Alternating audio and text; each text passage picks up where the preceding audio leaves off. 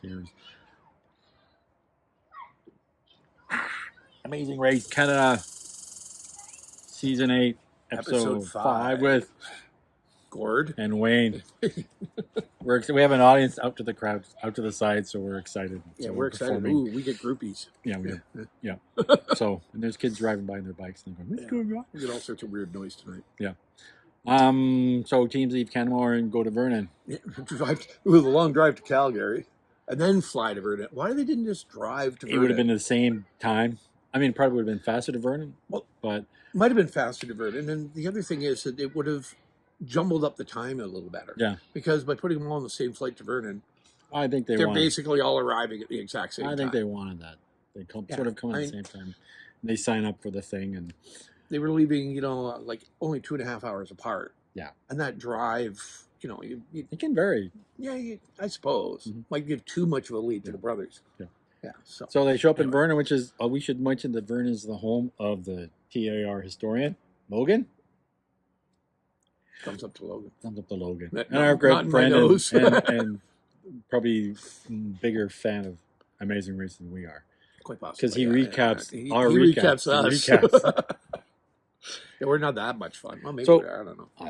Anyway, so they get to Vernon and they basically have to do a roadblock. There's a roadblock there. They have to get to the Freedom Flight School and they have to sign up for a roadblock, which is basically paragliding. So one member of each team has to paraglide. If they actually had them do something when they're paragliding and then answer a question, and if they got it wrong, they would get a time. And they'd have to do it again or something? Not do it again, but some sort of time penalty. That would make it more interesting. But with just people paragliding, paragliding. It's like an event video and an ad for Freedom Flight School. And no one's going to pass you in a paraglide. So whoever leaves first gets there first. That's going to be landing first. The next person is going to lead. Yeah, so exactly. I think it was an opportunity to do something else, but they...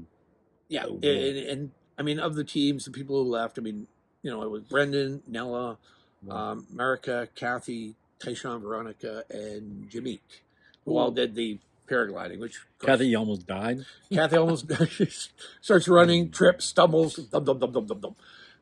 Anyway.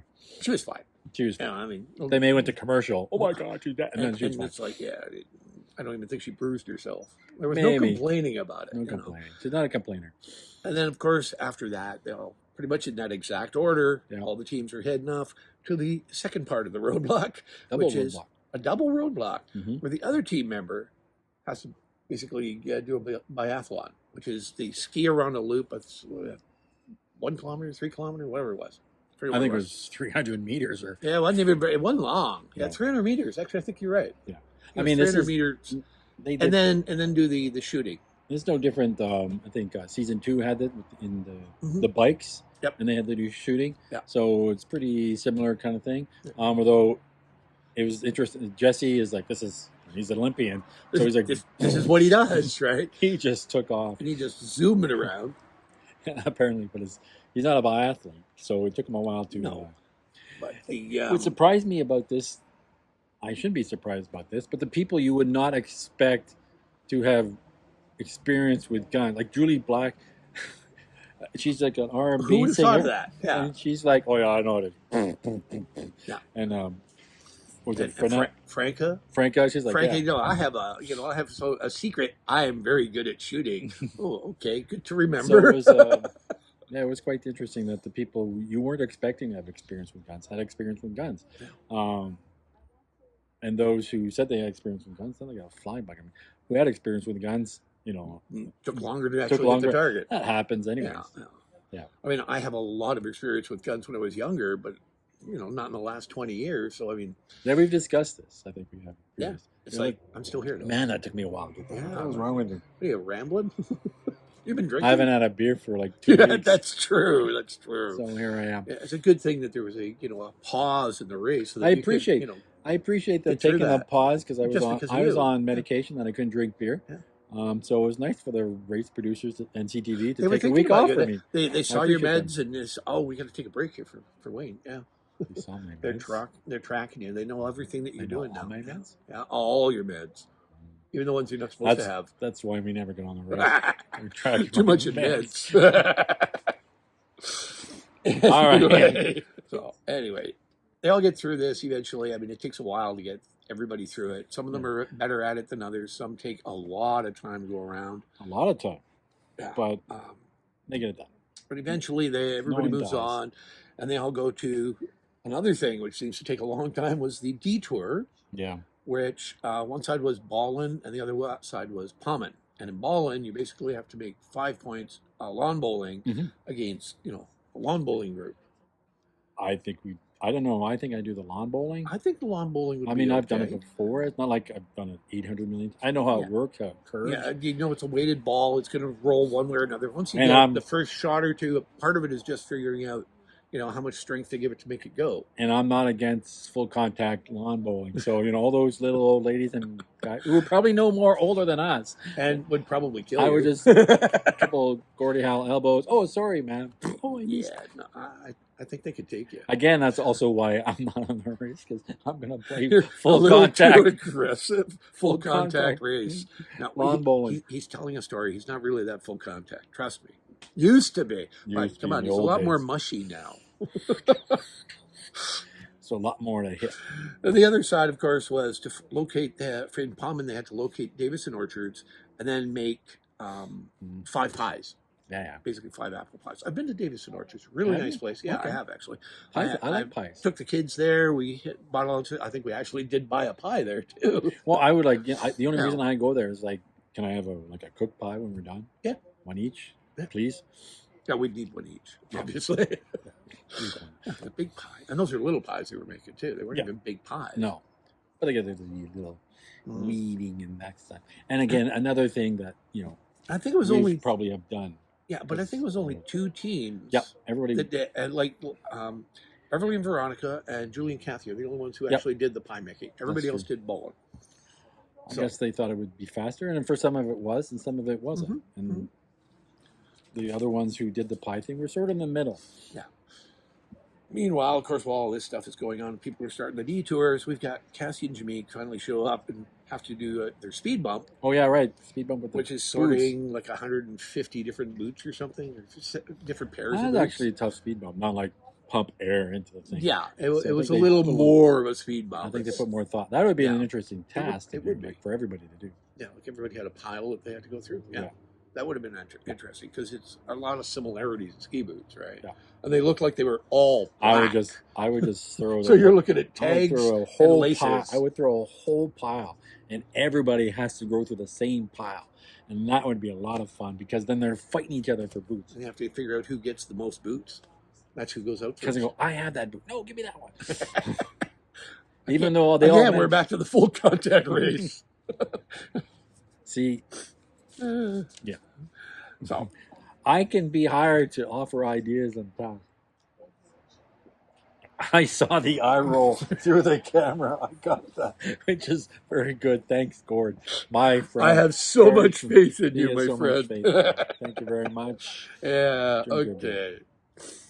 Moving on. Full contact. Full contact review. Moving on after the detour, of course, everybody's moving along. They get to the last task, which is the how many cherries. I was surprised there was an actual task, another task. I thought that was it. I thought the detour would have been the end and then move on. But good for them. They had another task, how many cherries, where they have to go through an orchard, count all the cherry trees, and then figure out that each cherry tree gives you 31 pounds of cherries. How many cherries are you going to get? Now, how many pounds of cherries are you going to get based on the number of cherry trees in this lot? Yeah, that's relatively easy to do. Run through, count the trees, and then multiply by 30 what? How hard is that? I'm just carry the one, all that kind of stuff. Right. And apparently, who is it? Connor or Brendan is actually a teacher, and he screwed it up. A math teacher, and he screwed it up. Funny. He teaches math. Now elementary school, but come on, it's elementary that's the kind math. of stuff they teach. Yeah, and he blew it. And as they progress, it seemed like the teams were taking longer and longer to do it. And then Cedric and Tyson show up. Yeah. Well, Julie and Kathy were there. Were they Julie and Kathy? Julie and Kathy were already there, and they'd been going through it, and they'd been throwing numbers at the board, and they're all writing on their little chalkboards. And Cedric and Tyson show up, and he's like, we could take a penalty. We just, sidestep this a little bit. it was funny because he also said, I have a degree in economics and accounting, that kind of stuff. So, yeah, so I mean, he could have done you it. just at least run and try the trees? Try and count it once. Then if you're going to, but they cheat, well, then cheat.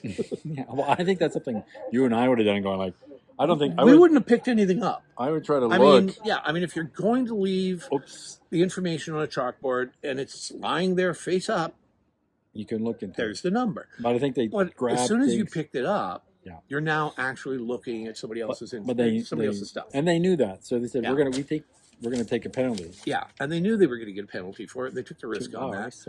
So they run up and they, number 6 on the mat, and it's okay, we'll take the 2-hour penalty. They knew it was coming. And then, of course, it's getting right down to the wire, and all of a sudden, Julie and Kathy show up, and they're like, oh, man, we could have counted the trees in this length of time. However, meanwhile, exactly. What did Julie and Kathy do after struggling again and again and again and again? They did the exact same thing. Julie picked up. But she didn't look at it. She sort of looked at it and put it down. She looked up, but still. Looked it up, put it down. That counts. It counts, yeah. And it's basically doing the exact same thing that Cedric and Tyshawn did, and it gets the same penalty. Which was a bit of a surprise, because we didn't see it until the end, which was nice job editing. So made it really interesting. Last team, of course, Julie and Kathy, and with the 2-hour penalty, that means they're out. So thanks for coming out. Yeah. It was an interesting... Overall, it was an interesting episode. It's like these are the nicest players in any Amazing Race season ever filmed. Everybody's getting along. Everybody seems to be having a great time. It's like Party Central. I know. It's terrible. There is no drama here. No drama that way. I mean, that's why you need to create tasks where you have drama, where you have to do something on a paraglider, figure something out. You throw a whole pile of shoes in a thing and people have to fight for it. Or they're competing in lawn bowling against each other. That would have been better. That would have been more interesting. That would have been more interesting watching them lawn bowling against each other. Whoever gets five points, you move on, the next team moves in. Great. And you can rotate through that. And I think that would have worked a lot better. I think so. And it would have built up a little bit of drama, some animosity somewhere. But no, nothing. Anyway. So, next leg, of course, we're heading off to London, Ontario. And they're leaving Alberta and BC? They're leaving Alberta. They're leaving the West, heading back east. Not a surprise. And the 3 teams that were quarantined... Apparently they're fine now. Apparently they're fine, and they're coming back. Oh, wow. Guess we'll see what happens. So now we basically have episode 1 all over again. No, episode 2, because we're only out 1 team. Yeah, Kathy and Julie. Kathy and Julie, which was out in episode 1 anyway. So we're right back to episode 2. So we can, our next review could just review episode 2 again, but no, it won't be. I'm confused. Yeah, it's like now it's like, wait, now everybody's back except the 1 team that went out. Oh well. Whatever. We'll watch. We'll complain. We'll drink beer. That's it. Cheers. Season 8, episode 5.